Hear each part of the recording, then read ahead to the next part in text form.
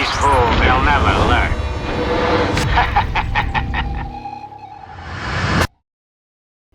Hello everyone, welcome back to the channel. So on this episode of Kungfusations, I sit down with the three guys from Martial Club, Andy Lee, Brian Lee, and Dima, and we chat all things Shaolin Avengers. Shaolin Avengers, which is their brand new project that's just hit YouTube. Go and check it out. It's absolutely incredible. If you're a fan of martial arts cinema, which I assume you are watching my channel, you'll absolutely love it. You will see two awkward cuts in my interview, and that's because I was genuinely starstruck with these guys. At times I was like lost for words, and I forgot my questions, and it was ugly and stupid, and I had to correct it in the edit. So you do see two weird edits. You might not even notice them because my editing skills are mediocre. But yeah, enjoy the video. Like, share, subscribe, all that good stuff, and make sure you check out Martial Arts Club's Shaolin Avengers. It's something special. All right, guys, on with the video. These fools, they'll never learn.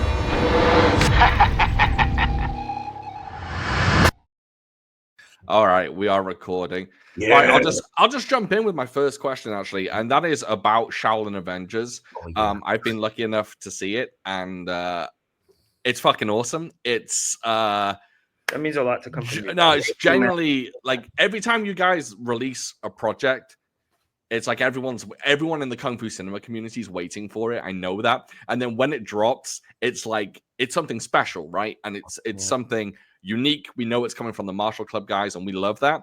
And this one kind of upped things. It looked like better production quality. It was a little longer in length. Where did Shaolin Adventures come from? How did you begin the journey to create it? First, thank you for the kind words, man. Yeah. Appreciate No that. problem. Because that means a lot from a kung fu film fan as yourself. Should I just start it? Yeah, And just you guys tack on. Sure. So I think you might have been aware of our phase. We were doing the Hollywood stuff for a while. Yep. Mm-hmm. And we're grateful, and we learned so much from that time. And I think it was during that time. I remember it was a year when it was like, red carpets and a lot of meetings and interviews, and we felt like we needed a pause to go back to the chambers to train. And that's exactly what we did. I remember it was one day where we we're like, all right, guys, let's take a break, and let's take a break of radio science. We all went into our chambers to focus on our cultivation and our training, and then birthed the idea for the script. But really, it's really a concept that's been in the Martial Club cipher forever. Like it's been our message forever. So it wasn't really hard to write. It came out. It came from a very genuine place. Very genuine place. Yeah. It feels like it. To be honest, it feels like it. It feels like it's distinctly Martial Club, but it does feel like it's. I don't know. It feels new. It feels fresh. And to be honest, it's something. It feels like the Kung Fu cinema genre or the fans have needed something like this for a while. So it's pretty landmark. I think it's a special project. Thank you, man. I would say there's like a different energy with this one. It comes with a sense of urgency, right? It's like if you only had the mic to talk to the world for like a couple minutes, what would you say? Kind of thing, because like it comes from a very deep place in our hearts. It's very genuinely stated that martial arts is kind of a dying way of life. Yeah. And yet at the same time, we believe that this way of life has benefit for all people. And it's like quickly being left by the wayside. So it's like we wanted to say that in this world where there's so many forces that work against martial arts, like what would it say with its dying breath, and can that bring it back from the brink? Yeah, that's super interesting because I'd love to get your kind of idea of, well, what do you think of the current action landscape in Hollywood or even in direct to video movies and things like that? Are you fans of current action, or are you kind of traditionalists and you just want the old school style? I think as artists, we're all pretty open to any new ideas and anything that's creative. And in terms of, but as for the current state of things, I think, especially in this day and age, we're in a time where there's, a fast growing technology and there's so much stimulation. Everyone's on their phones, right? Yeah. And it feels as if like people have, I don't want to say it lost their sense of grounding, but it's like they have lost their sense of grounding, and as for kung fu, the kung fu, it's not just about kicks and punches. It means what does it mean? Like it's like a skill acquired over time. So we always believe in finding ways to ground yourself, finding your own kung fu, whether it be you're a chef, you're a plumber, whatever it may be. Yeah. It's I think. Sorry. Go ahead. The way I think about it is, I look at martial arts. I look at action in general as a storytelling language, if you will. Yeah. And like if you go back to the films of Lao Gaodong back in like the 70s and the 80s, like the kinds of conversations you can have with this language, the kinds of stories you can tell with this language are really, really deep and rich. And they really take you like deep into the exploration of like what it is to be a martial artist and what it is to be a human. Oh yeah. But then like using the language, the action language of today, like I feel like it's very shallow. It's just people getting shot. It's violence being enacted against others. It might be more stylish. It might be shinier and flashier and faster paced. But what they use it to say is a lot less profound. It's beyond the action, and I think that's the sentiment we were going for with this film. It's obviously the action is going to be the action because it's a martial arts film, but the message is the part that we're trying to push out to the world, because at the end it's not about us, it's about the message we're trying to spread. And to answer your question, like I'm very much a film enthusiast. I think all of us are. We all like different this films. one especially, and we love like great stories, right? We just find that like the grand majority of action films nowadays don't use their words to say much.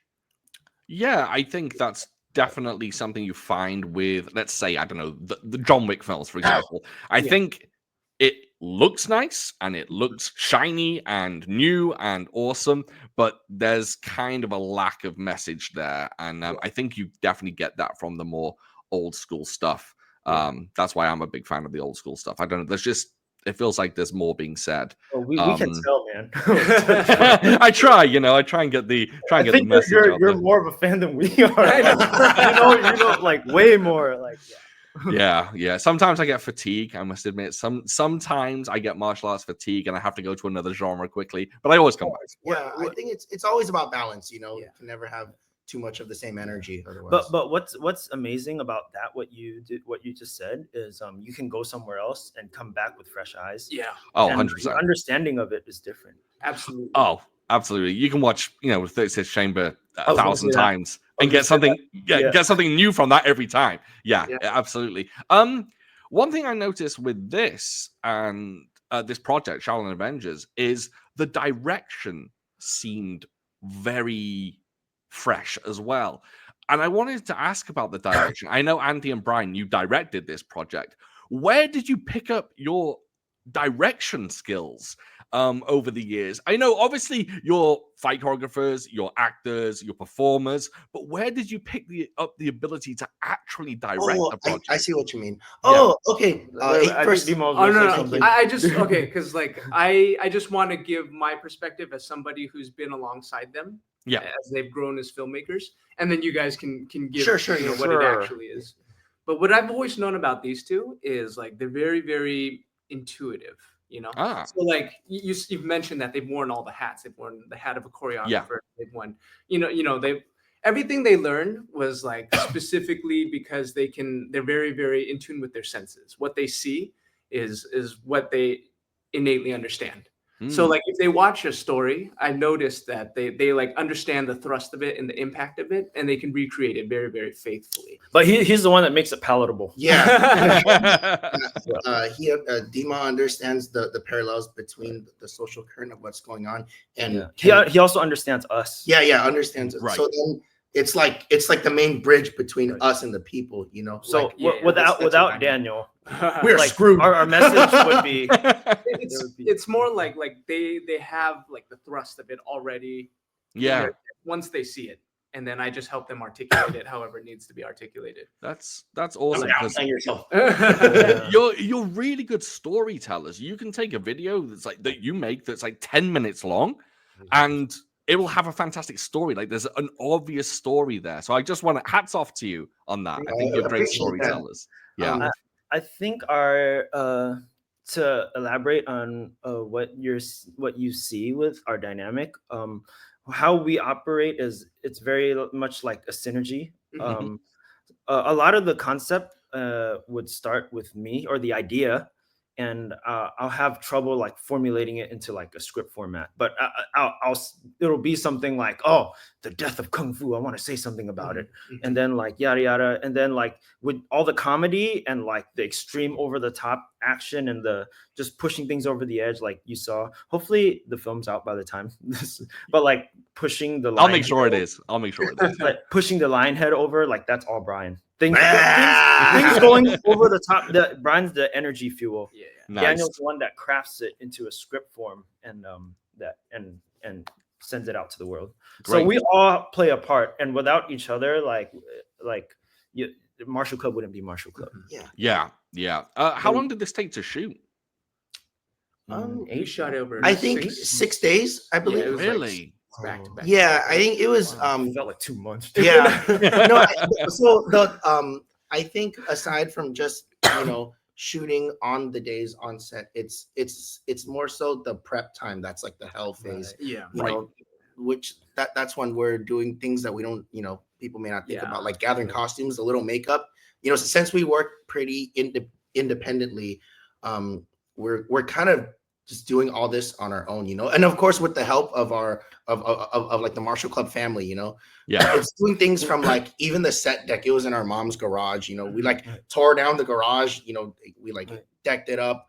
We actually did scout around for locations for like an actual kung fu school. Okay.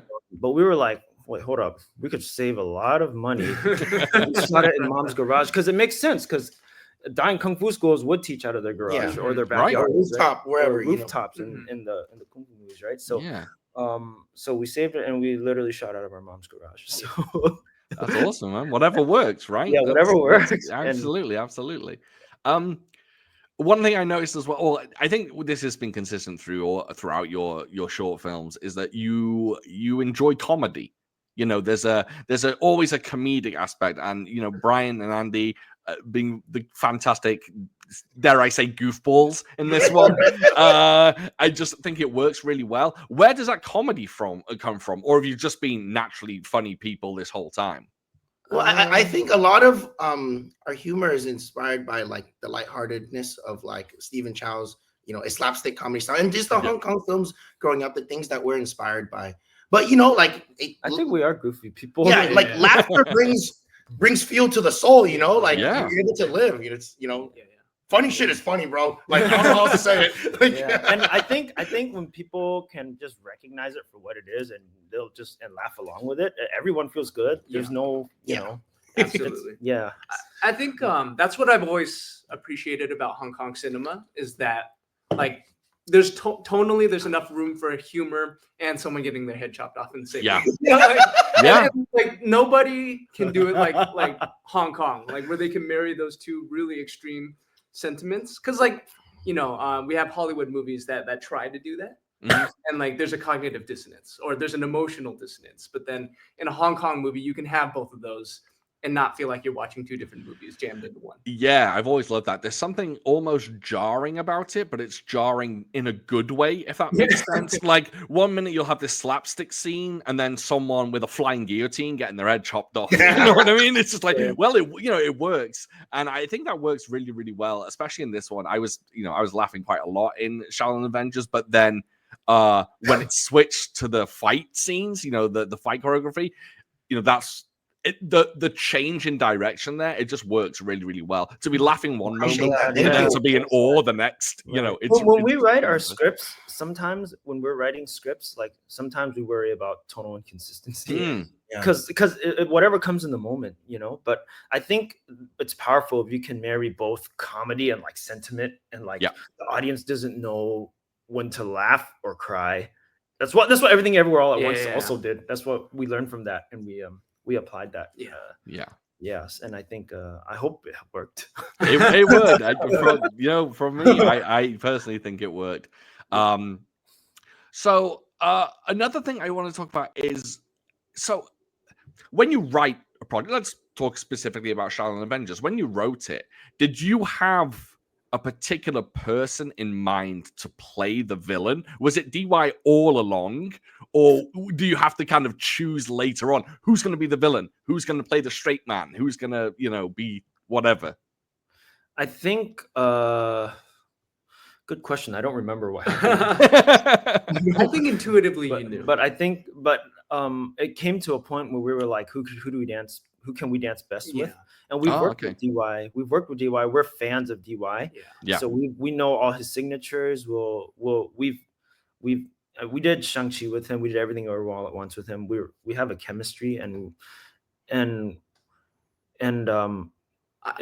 were able to see that he fit the shoes at some point. Absolutely. Right. And I think when we write a story like this, it's so close to our hearts that there's a lot of parallels and things. There are a lot of parallels that are true in our real lives as they are in the world that we paint with the story.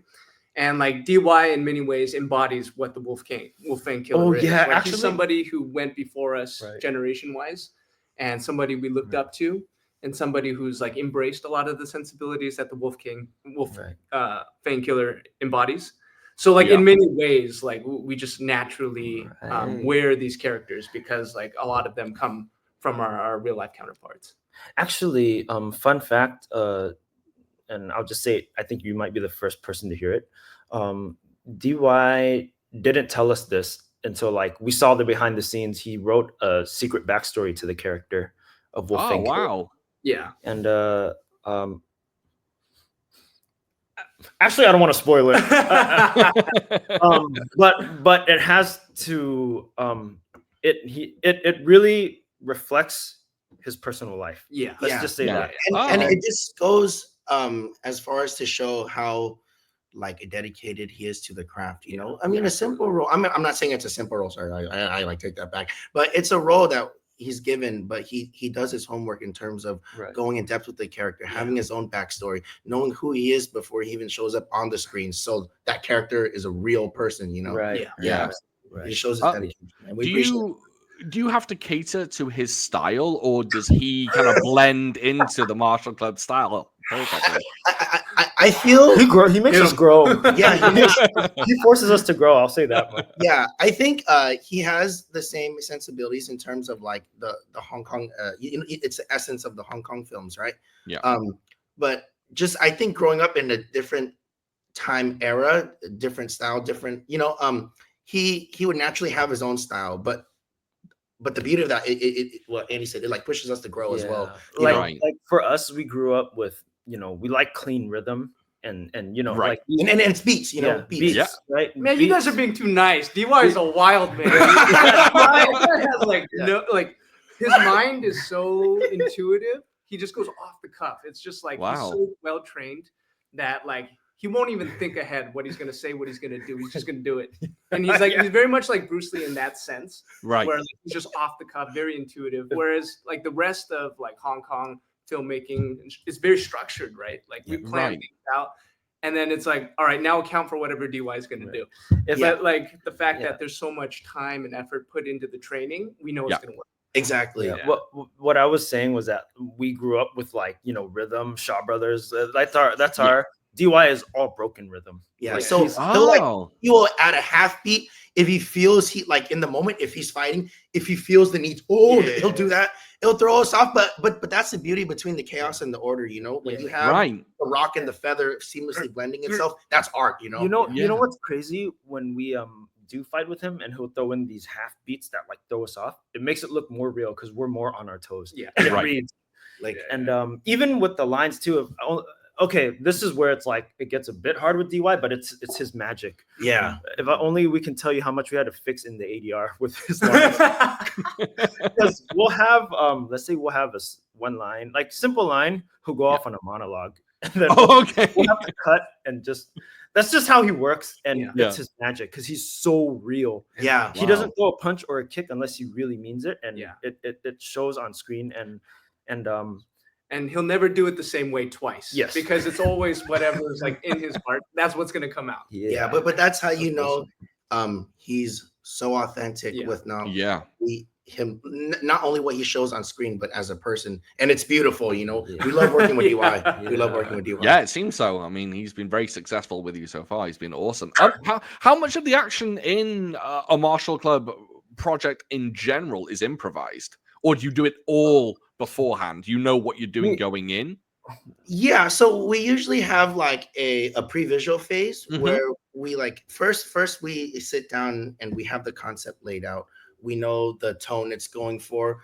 We have the whole arc basically written out and in like shot list form. Yeah. And then from there we would draw during that phase we would be drawing inspirations from what we're genuinely inspired by at the moment, you know. Then we go into a pre-visual phase where we like kind of shoot it already, you know, like at the gym on our iPhones, you know, Right. to get the concept. Well, what I've noticed is that like Andy will go into his Damo mode, right? Oh, yeah. Like, he'll retreat into a cave and like yeah. he probably stares at a wall. for, You like, you 9 won't hours. hear from me for like you won't when we get into our creative phase, any of us really, like let's say if Brian's choreographing his fight or I'll choreograph my fight, you won't hear from us for like a week. We'll go into like this really Wow.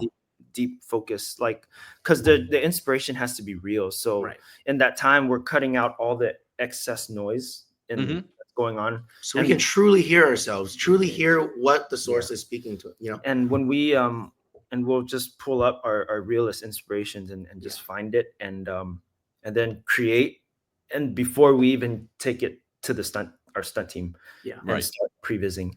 Yeah. But that being said, what I've also noticed, so it'll be planned to a T on day one of principal photography. But at the same time, we live always aware of the fact that martial arts is a living, breathing thing. Yeah. So we're always Oh, yeah. open to the possibility that it changes at the moment for whatever reason. Maybe the lighting's different. Maybe someone's in a different mood than we planned. Or DY's there. Or DY's there. So, like, the way it comes out, it might not be exactly the way it was planned in our heads. And it works. But it works. It always works. works. That's For what whatever counts, you know. You can tell it's a very spiritual thing, right? It's like your souls are kind of talking to each other, making this visual language. I think it's really obvious in how you work. You know, we don't get to see the behind the scenes stuff, but there's very much an idea of you or a feeling that you guys gel perfectly. You know, Really appreciate that. it's absolutely awesome. So Dima, you play the I don't know what to say, the kind of wise character in this one. He is playing himself in the film. I was going to ask how much of that. I think again, when I was saying like these characters come straight from the heart in the writing and also in the performance, the dynamic between the three in the film reflects our dynamic in real life down to our martial arts backgrounds. Because like I grew up in a traditional kung fu school under like a formal sifu, and like I'm like well familiar with that structure, you know. Whereas like these two have been able to train like outside of the lines, think outside of the box, and really like it reflects not just in their martial arts, but in the way they carry themselves in life. And that's kind of how our dynamic has always worked. It's like these two rather distinct elements coming together and blending. Hopefully harmoniously, usually harmoniously. Hopefully. Actually, going off on what we're talking about characters, actually, each character, along with the action style, each of our characters actually represent A different era. Yeah, like a different era within a martial arts. Right. So, like So like for my character, it was more like the 36, like Shaw Brothers, 36. The Hungar, kind of old school Hungar style. Yeah. And Andy's was more of like the Jeet Kune Do, the Bruce Lee, implementing newer styles, like a lot of like dancing, the freestyle, and Dima's more of like the scholarly. It's like the Wong Fei Hung, Wong Fei Hung, very scholarly character. Yeah, so it's also a sentiment to kung fu films that like kung fu films, like the spiritual aspect that we were talking about that's been going extinct, and each of us represent an era, and it's very beautiful, and I hope the fans, kung fu film fans, can see that and appreciate it. I know they will. And because how that aspect was crafted goes beyond like the punches and the kicks. So you're fans obviously of the old school style, the Shaw Brothers, maybe old school Sammo, things like that. But you seem to have a real fondness for the 90s era as well. The speed of the 90s era. So are they kind of the two favorite eras of yours? Do you like the contrast between the 90s and 70s? I mean, I wouldn't say we ever put a label on what our favorite styles were, but I would say it's definitely a foundation. Yeah, it's definitely a foundation, and just whatever we're genuinely inspired by in the moment. If there's a phase where we're watching a lot of Shaw Brothers, then our style would come out of Shaw Brothers.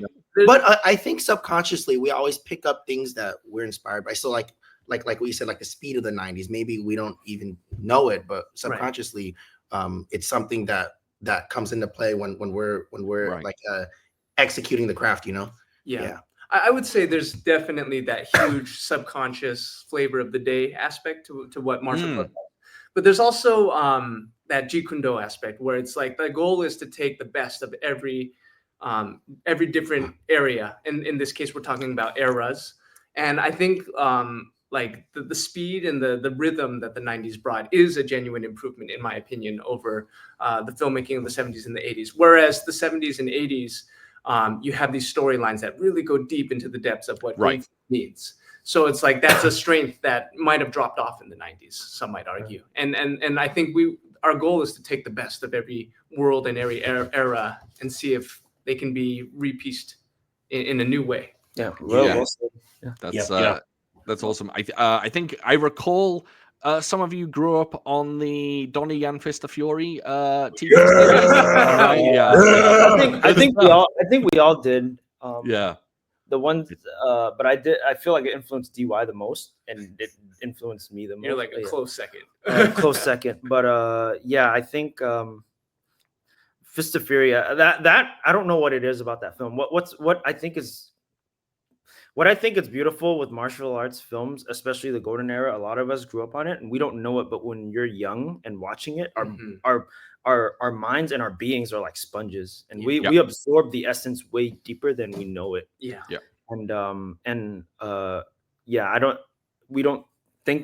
don't really see how much it manifests until you learn how to throw a punch and a kick, and then it starts to come out. Right.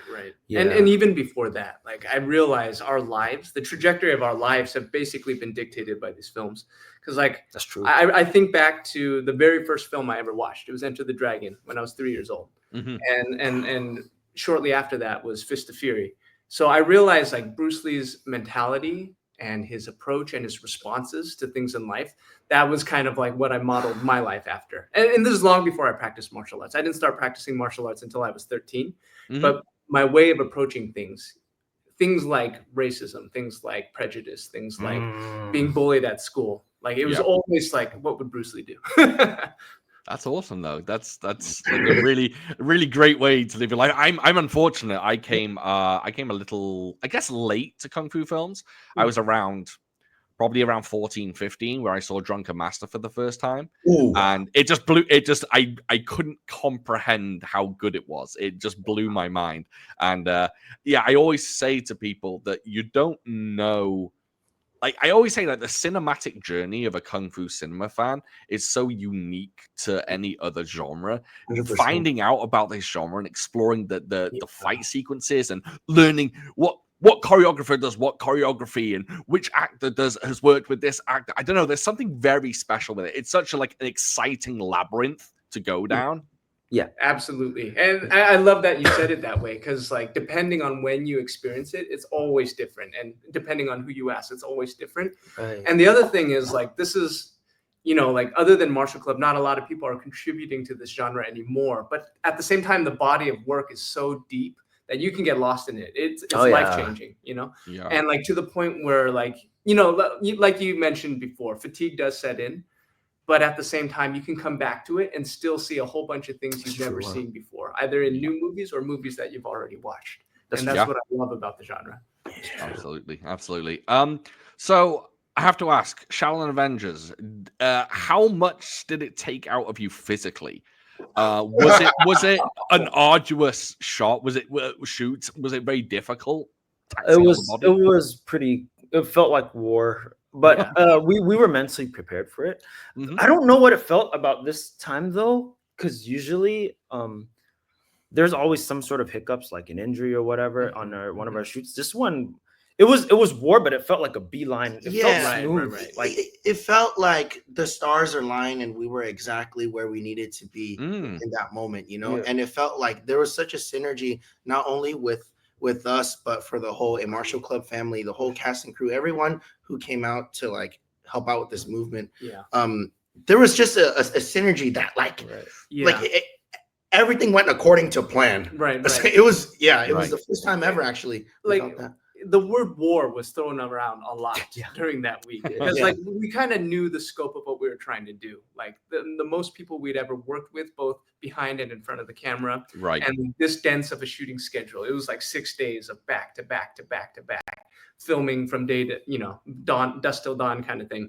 And also like stuff in our lives. Like for me, like this was 2 weeks before I was to get married. So it was like there was like chaos. Congratulations, by the way. Oh, thank you. But that's what he was saying. Like, given how chaotic and given how dense the task before us was, we went through it like pretty in stride, which was amazing. I wanna take this time also to like shout out the Martial Club like clan family. Because like we did this on like little to no budget, on a shoestring and like everyone had to wear a lot of hats and. And so there was a lot of scrambling around, and just especially always on the first days of every shoots are always the first day where you figure it out. Like, but after that, it becomes like more of a process. But there was just everyone was so down though, as hard as raw and hardcore as it was. But I just wanted to shout everyone out because they couldn't have done it without them. Is everyone in front of the camera in Shaolin Avengers, are they like stunt performers and action performers, or are there some let's say regular actors? To varying degrees. I think most of them don't work in the industry at all. Actually, a lot of them are some of our closest friends actually. Oh, awesome. But you know, Foon was except for Foon glasses. We actually met him on the set of the Brother Son, and we were like, dude, you're perfect for this role. And he was off the set of Interior Chinatown. You'll see him in a lot of stuff. So he's doing great. But as for all the performers, a lot of them practice martial arts. Some of them are stunt guys as well. But the most important part was that we brought on people who we felt understood us the most, as opposed to just someone who's a really good performer, but there's no connection there. Just like, you know, we would rather have our family on than just people to be people. Like, let's think if you were to bring someone to the fight, like to a fight, who would you bring? It's like, these are your ride or dies with you. It's right. Like, these are the brothers, you know. I think that's the DY said that, and I'm like, oh, that's a good way to put it. That's pretty awesome. It's a good way to think about it. Is there an aspect of learning kind of stunt work to this rather than just martial arts? Like, for example, like even in Hollywood, for example, like does it benefit you to lean heavily on the stunt side of things, or can you make it as just a martial artist? I feel like it's a spectrum, honestly. I don't think there's a you know, how do you say it? I think every avenue has its strengths, you know. So let's say if someone is leaning so heavily on the stunt side, they won't have a good concept of story, you know. Right. If you know, if someone leans so much on the writing side, they'll kind of be stuck in that cave of writing to where it's not practical on the set. So we always believe in I think being on a martial club set, you really learn how different the stunt culture is from your, if you want to say, conventional Hollywood culture, because like it's a very different mentality. There's no unions on. Yeah, right. You're governed and ruled by unions. There's like fine lines that separate department. Which protects you, though. I will say that. Right. Right. I mean, these lines are set in place to protect and to keep people from being overworked. But at the same time, it leads to this very like narrow track mindset. Yeah. Whereas on our set, I believe it's much closer to what you would have seen in the old days of Hong Kong filmmaking, where everybody wears every hat and everybody helps where they can, because they realize that this task, this monumental task of making a movie, requires all hands on deck.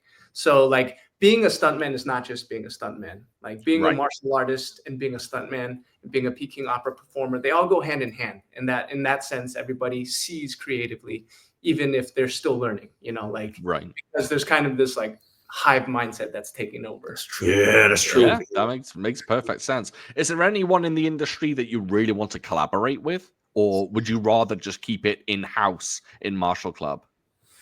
I think in that sense, Martial Club's always been organic. You know, like you said, the people we brought on board were the people we know. And like a lot of times we know these people because we've trained with these people. It's like you never really know a person until you see how they train.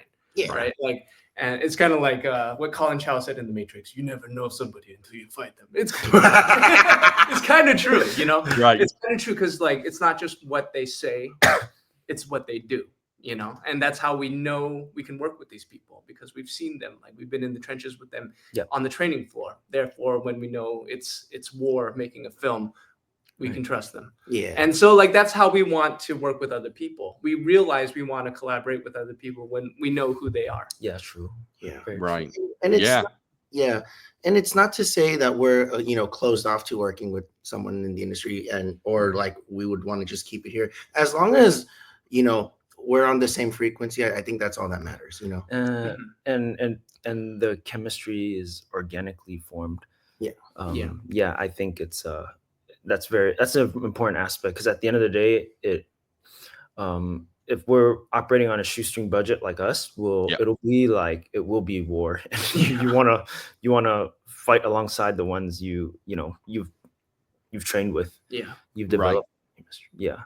So you don't want to get hired on the next Jackie Chan film and make one more classic for him. Just one last. That's all we want. One last classic from Jackie. Yeah. I mean, that would be nice. I mean, if I would do it. If the stars align and it was meant to be, then you know, just go with it. Yeah. You know? Yeah. And I think our mentality might have shifted on that over time, because like obviously, if you asked us when we were kids, oh, would you want to work with Jackie Chan? Would you want to work with Donnie Yen? It's like, hell yeah. Like there's no even thinking about it. Yeah. And I mean, I think that's still very much true, because we are still very much children in our hearts. Big fans still. Yeah. but we know now it's like it's also just like governed by like, do you resonate with these people? You know, like it's more than just signing on a dotted line to say yes, you know, but like we want to like feel like we know the people we're dancing with, right? Right. Yeah. At the end of the day, like our mission statement from day one was to preserve the virtues, ethics, the culture, and the spiritual practice of martial arts. And if we stick to that mission, I think as long like the projects that we sign on for, as long as it resonates with the integrity of that mission statement. Because like I said, at the end of the day, it's not about us. It's about you know, pushing this message out to the world. Yeah, I think we're getting a kind of comeback in terms of martial arts these days. I'm feeling that. I've been feeling that too. I think we all have. It's kind of, and oh, by the way, martial arts cinema fans would absolutely fucking kill me if I don't ask Brian, what is The Furious going to be as good as we think it's going to be? Yeah, I think it'll be good. You know, I'm not allowed to speak much on it. Honestly. I had to try. Yeah, for sure. And thank you for that. I appreciate that. Yeah, I'm not allowed to speak much on it, honestly, but I would say I had one of the best times of my life on that project. Wow. And a Kenji, who is the director, you know, he's worked with Donnie for maybe over 30 years. Yeah. You know? He's been there. He has really good sensibilities along with the two producers, Shan, Frank, along with Aiden as well. Everyone who was just on the producing team, I felt they had very good sensibilities on how to make you really feel and to really put that umph in it, you know. And I'm just grateful I was able to be a part of the project. Yeah. I'll just say Awesome. Yeah, we're looking forward to that one, all of us. Is the ultimate goal to create or direct a martial club feature length? Yes. Well, that's the first. That's the current step now. Yeah. Current step. Yeah. The ultimate goal is to spread it to the world. Yeah, But yes, if right. that calls for the platform to make a feature film, then that is. Yeah, and I would say, like Andy said, it's the step right now. It's I feel it's a very natural progression in our lives, as all of us coming from fans of kung fu cinema, obviously, and you know, us taking the next step, the right thing to do, the thing that feels right to do is to make a damn movie, honestly. You know? Yeah. We've been wanting to too, and you go ahead, and I think if you're going to ask what I think you're going to ask. Then... No. I was just going to say something actually. I think the fans and the community want it. If you asked any of us, I think, you know, some of us have been following you for as long as you've been doing it, you know, and I think it's I was posting GIFs on Tumblr of you guys back in the day. But I think there's this need in the community to see more feature length kind of good martial arts films, and I think you guys are primed to do that, and I think that the whole community knows that, and I think sometimes you guys don't get to see that. You don't get to see how excited we are about your work, and I really want to let you know, the excitement is definitely there. That's very encouraging. Really appreciate that. Thank you. Yeah, I think like you said, a comeback in martial arts and martial arts films. And I think it needs to happen because martial arts will always hold value for the human race, in my opinion. And if that's true, that means like the stories that are being told by martial artists will always be relevant. Maybe like it comes in cycles, maybe it comes like waves. But like, I think each era of martial arts film kind of paints a picture of what was happening in the world of martial arts at the time. Oof. And like now that there's this generation of martial artists, like, you know, they stand on the shoulders of giants, but they're experiencing new things, especially in this world where there's all these things that kind of attack the values of martial arts. Yeah. Like we're here fighting to show that like this way of life is still relevant. So like, I think like we've learned to operate, you know, like there was a time when being a filmmaker meant like stepping away from your roots and stuff like that. We realized that's not the way to go. Like as filmmakers, everything we express as filmmakers ought to be extensions of our actual lives, what we're actually experiencing as martial artists. True. And like right now that translates to, we got to make a film.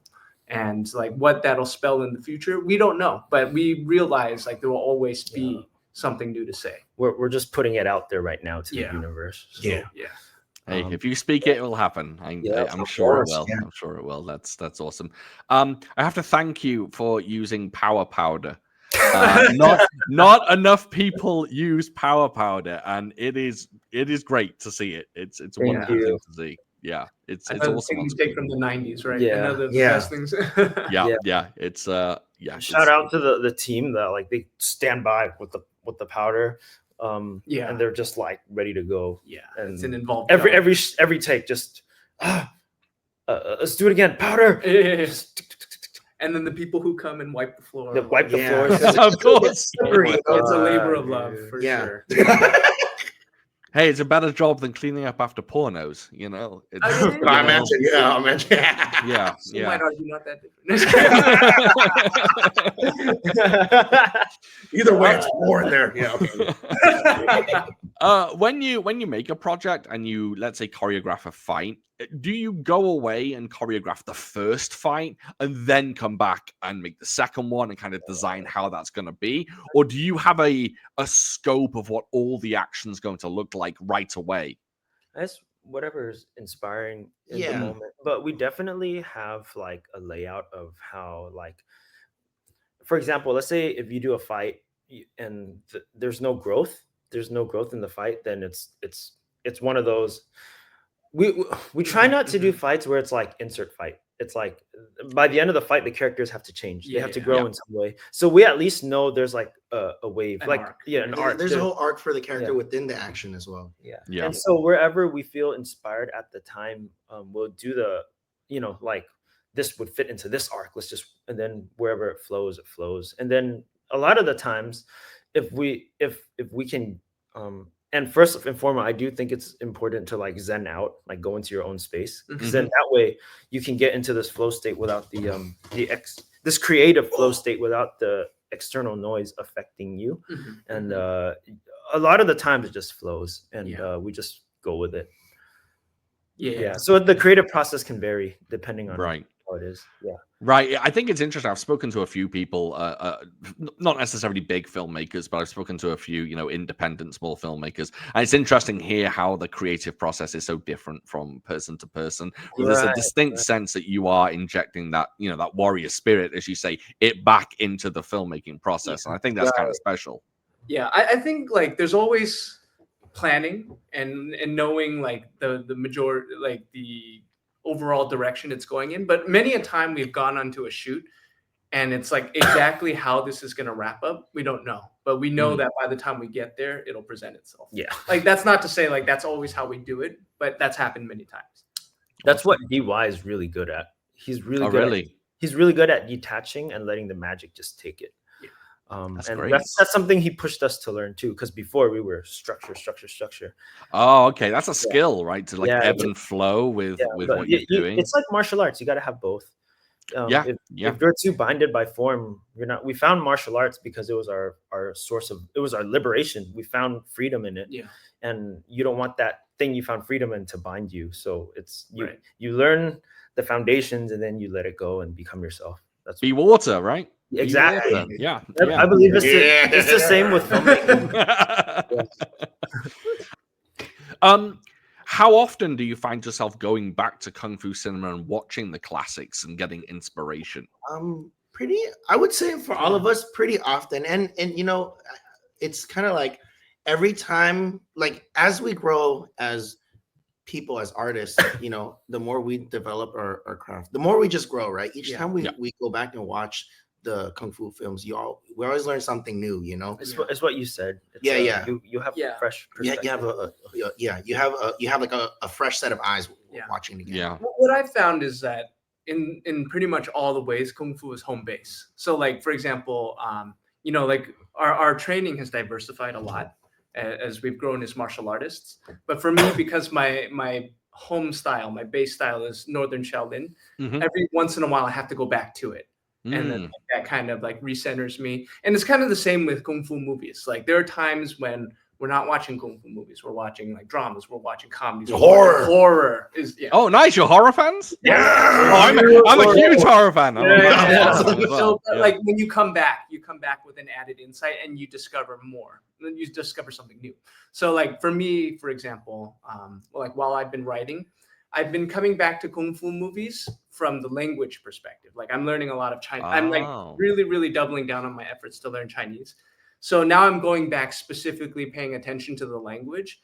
But lo and behold, like coming with a better understanding of the language actually deepens your understanding of what's happening actually. I'm sure. Yeah. And you just like, it gives you a new set of eyes to see the same things, even if it's the same movie. I've been watching, like Legend of the Fist, like I've been watching it recently with like a new set of eyes and a new set of ears. And suddenly I realize I'm sensing all these new things. That film's super underrated, by the way. I love it. People don't rate that film, and it's really, really good. I like it a lot. It is really good. Do you balance this very, very well, but do you want to be known first and foremost as martial artists and then filmmakers, or do you want to have that balance to who you are?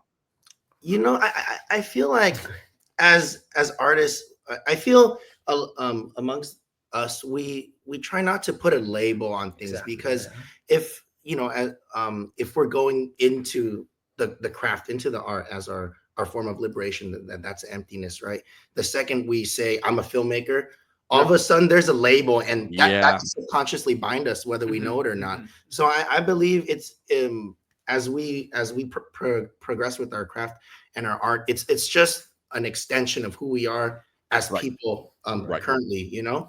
So whether that means we're in a directing phase, sure, then we'll be more of a director, you know. And vice versa. Yeah, I mean, if you take Bruce Lee as an example, if you were to say Bruce Lee was an actor, you'd be right. But to just say he's just an actor, it doesn't do it justice. Doesn't do justice. If you were to say that he was a director, it wouldn't paint the whole picture. Even if you were to say philosopher, martial artist, none of those single terms would ever like give you the complete picture. And we would want to be that. We would want to be nuanced people who live very, very genuinely, experience a lot, and have a lot to offer because of it. Right. Ultimately, I mean, you want to be in a way just an artist, like accomplish the high level in every craft you choose to pursue. I think that's definitely important for like you guys and filmmakers in general that want to kind of pursue the martial arts side of things, that you do have to find that, like we said, you know, be water, you have to find that just journey for yourself. Absolutely. Awesome. So I have to shoot off a few obvious questions at the end of the interview because I think people would be upset if I didn't. So if you were going to recommend one kung fu film to someone who was new to the genre, they're brand new, they want to get into martial arts films, what movie are you handing them? Iron Monkey. Iron Monkey. I always think about it. I think Iron Monkey is the one film where I've showed it to people who've never seen a kung fu movie, and they always arrive at the end of the film going, "That was a good movie." Really? Because I think like there's a certain balance to it. There's a certain, you know, like with everything, there's always like the deep cut version where like it's just impalatable for people who are not used to it. But Iron Monkey is anything but that. But at the same time, it's not a surfacey movie. Like I think as a casual observer, there's a lot to be appreciated. As a deep cut fan of the genre, there's a lot to be appreciated, and it's just a good gateway drug for people who have not yet experienced kung fu films. I agree. It's funny, growing up when I first watched Iron Monkey, I actually didn't like it because I've been growing up with the quote unquote old school stuff. To see such a change of pace, I was like, I don't think my brain could handle it. This is so much. This is so intense. And then eventually, when I started getting into Once Upon a Time in China, Heroes Among Heroes, things like that, I was like, oh, I get it now. I get this kind of rapid fire style. I would say a close second, because I was in my brain when you asked that, I was balancing these two would be 36 Chambers of Shaolin. Exactly same. Because it teaches the foundational, like fundamental. It's a documentary of kung fu training, and just for the audience to see what kung fu is about, the hard work you have to go through to train to become from zero to hero. I think that's a close second. But I think maybe Iron Monkey should come first to gateway in to that. It's like entering the school, and then the first day of training would be the 36 Chambers. I like how Iron Monkey has a very accessible story.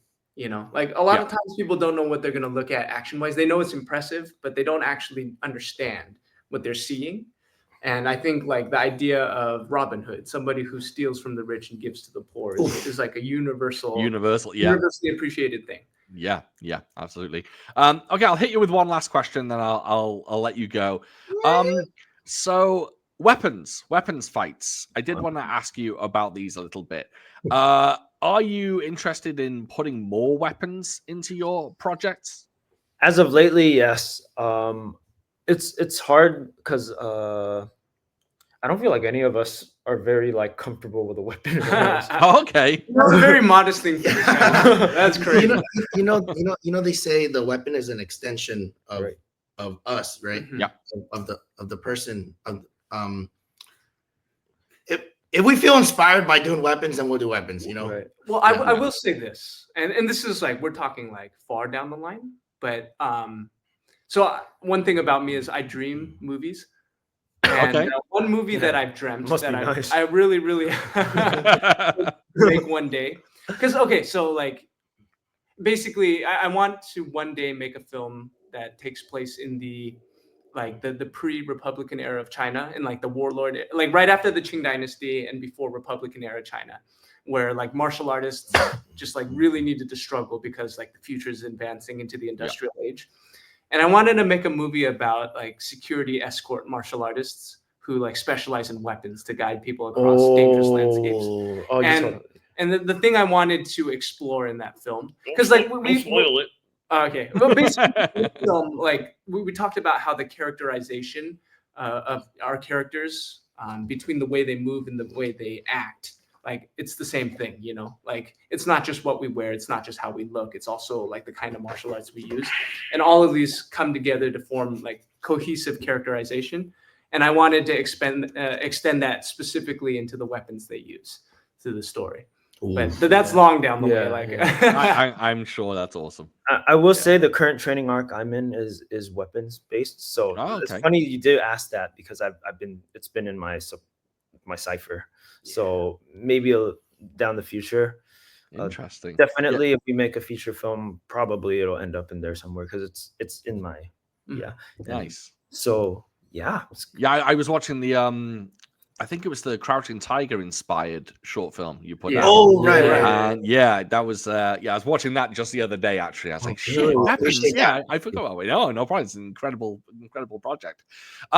We can go ahead and wrap up here. I want to give you the chance to let people know where they can go, where they can see you, how they see you, what you want them to watch. Go ahead. Okay, you can find us on YouTube, which is I think YouTube is kind of Martial Club. Yeah, a martial club's like documented journey throughout the life of a martial artist. You know, YouTube.com/Martial Club. I don't know. Yeah, put it in the search. Put it in the search. It'll come up. You're the first guys to pop up. Martial Club Official. You'll find all of us on there. I think we're opening our shop back up. Yeah, on Instagram, Martial Club Official. Right. I think your username is Andy Lee _official, Brian Lee _official, Dima. I know it was. You couldn't see it throughout the video. I'd have to sit like that, but yeah. Dude, I know a lot of fans are asking about the shop, so we are opening it back up. Some new. Along with the release of the film, so we'll definitely send you one. I have to get a Shaolin Avengers. Give you your flowers for doing what you do, because like you're keeping it, alive, keeping it alive, and you're just like us. We're both keeping it alive. We're just crossing paths right now. Yeah, exactly. We'll definitely have to do this again. Absolutely. Yeah, I'd love to. I have to say to everyone, go and check out Shaolin Avengers. Honestly, it's the best thing you will have seen this year. I promise you. Thank you. Wow. It's March 10th. That means a lot. Thank you. March 10th, 2025 on YouTube, Martial Club on YouTube. Yeah, it's so good. I honestly, guys, you absolutely killed it. Thank you very much for joining me. I really appreciate it. You know me, everyone. I'm food for thought across everything. Just find me, put it somewhere. I'll pop up somewhere.